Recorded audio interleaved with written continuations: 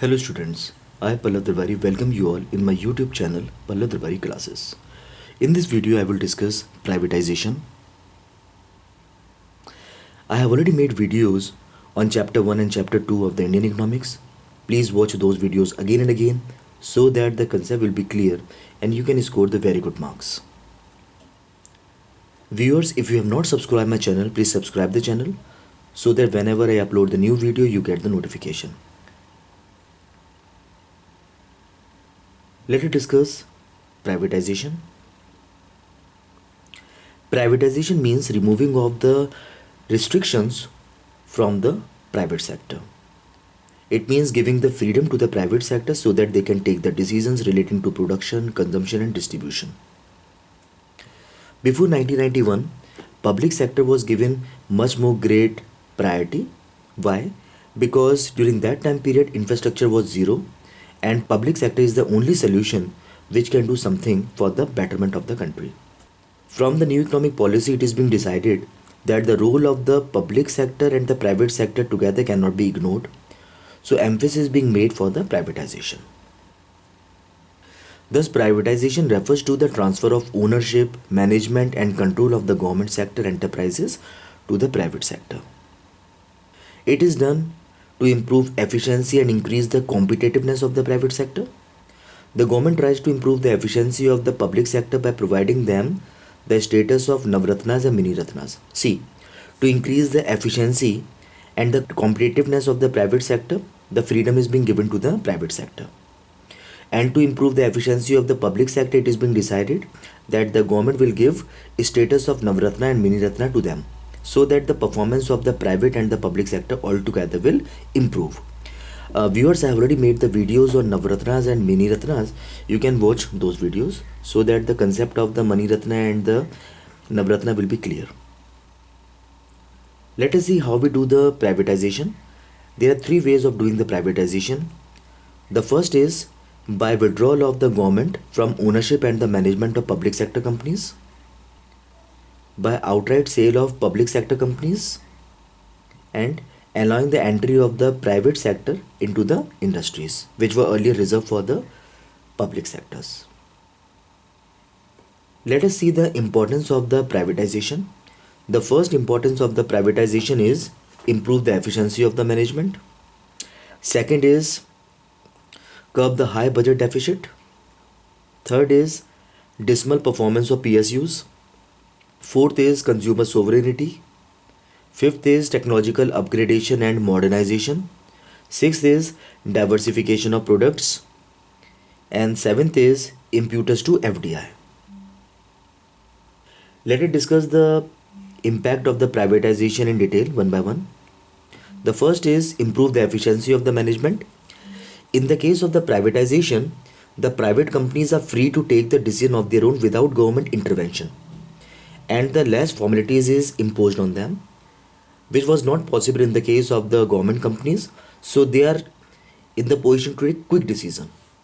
Second is reduce budget deficit. Listen, there are three types of the budget. One is called the favorable budget. Second one is called the deficit budget. And the last one is called the balanced budget. In the case of the budget deficit, the government expenditure is more and the government receipt is less. And the public sector is not the solution. The privatization is the only solution through which this gap between the expenditure and the receipt can be removed. The question is how? With the privatization, the government sick unit will be purchased, so the government expenditure will cut down and the private sector will pay the revenue, pay the tax to the government. This will help in increasing the government revenue. So the balance between the expenditure and the revenue will be solved and the government can come out from this deficit budget. The third is the dismal performance of the PSUs. In our country, the PSUs are running at a loss. Why? Corruption is there, mismanagement is there, many reasons are there. In such a situation, it was decided to follow disinvestment for the PSUs, as private sector is the only sector which can generate and convert the PSUs into a or profit generating organization. The next is consumer sovereignty. It means giving freedom to the consumer. It means the consumer should have the wider choices. Under the privatization, the consumers have wider choice. Why? Because with the privatization promotes the efficiency and the competitiveness of the organization. The sole motive of the private sector enterprises is to earn the profit, and they can only earn the profit by satisfying the consumers, because of which the benefits of the consumers start increasing up. The next is technological upgradation and modernization. The private sector works in a competitive environment. To survive in the competitive environment, it is mandatory that they have to update technologically so that they can chase the world competition. The next is diversification of products. Due to their efficient and the competitive working, private enterprises generate huge profit, and this profit is being used for the expansion and the diversification of the business, and this lead to the growth of the country. The next is increase FDI. It was assumed that privatization would make the Indian market more conducive for investment. Thus, the emphasis was put on FDI. Let us see the negative impact of the privatization.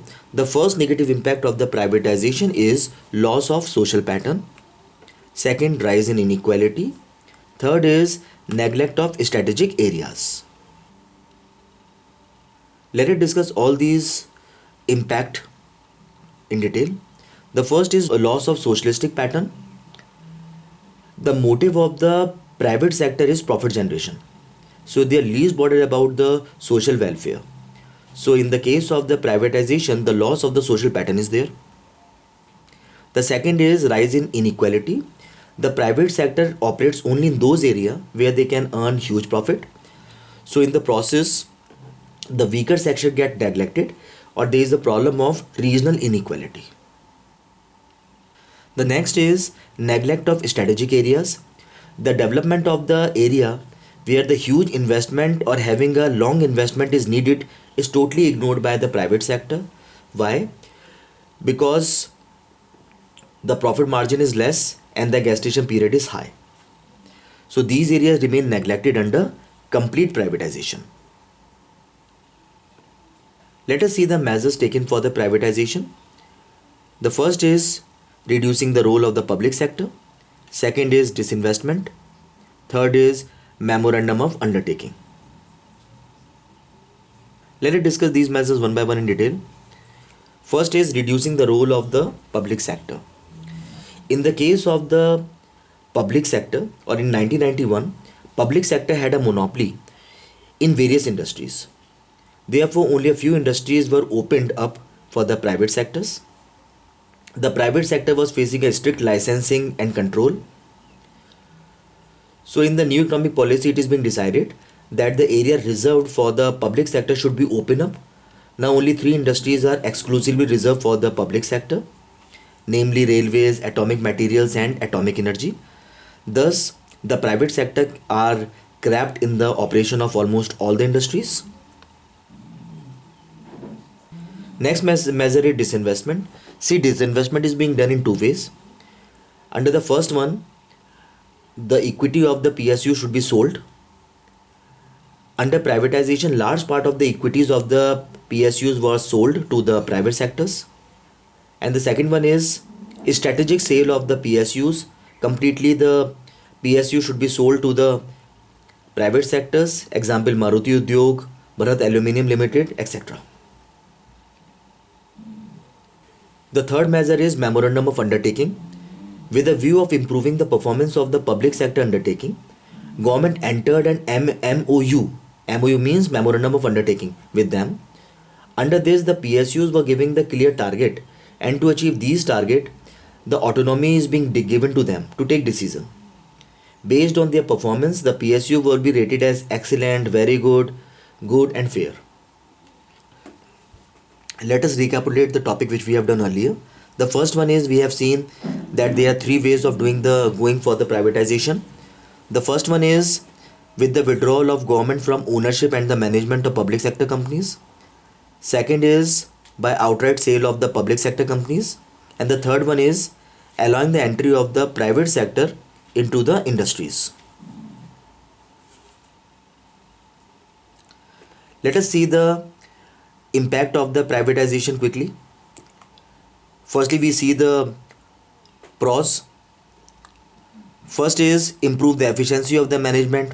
The government intervention was less, so the private sector can take the quick decision. It helps in the improvement of efficiency of the management. Second one is the problem of the budget deficit will be solved. How? With the privatization, the loss generating PSU will be purchased by the private sectors. It will decrease the government expenditure, and the private sector will pay the tax, and it will help in increasing the government revenue. So the budget deficit will be solved. Second one is dismal performance of the PSUs. Next one is consumer sovereignty. Consumer will get the wider choices. Fifth one is technological upgradation and modernization. Private sectors, just to chase the world competition, should always be in touch with the technology upgradation. So they keep on updating the technology so that they can chase the world competition. The next one is diversification of the product. The private sector earned a huge profit, so they can think of going for the diversification of products. The next is improvement or increase in FDI. Privatization always encourages the FDI. So with this, the FDI increase in the country. Let us see the cons. The first one is loss of the socialistic pattern. Private sector emphasizes on the profit generations. They are least bothered about the social welfare. Second one is rise in inequality. The private sector will invest in that area where the profit margin is more, so it increases the regional inequality in the country. Next is neglect of strategic areas. Private sectors ignore the strategic areas where the investment is needed. Why? Because in that area the gestation period is very high and the return is low. Let us see the policy measures for the privatization. The first one is reducing the role of the public sectors. Earlier, the much more freedom is being given to the public sectors. So the role of the public sector is being reduced by opening up the area reserved for the public sector to the private sectors. Except three areas, all the areas being opened up for the private sector. The next one is disinvestment. It is being done by two ways. First one is the sale of the equities of the PSUs, and the second one is completely sale of the PSUs to the private sectors. The third one is memorandum of undertaking.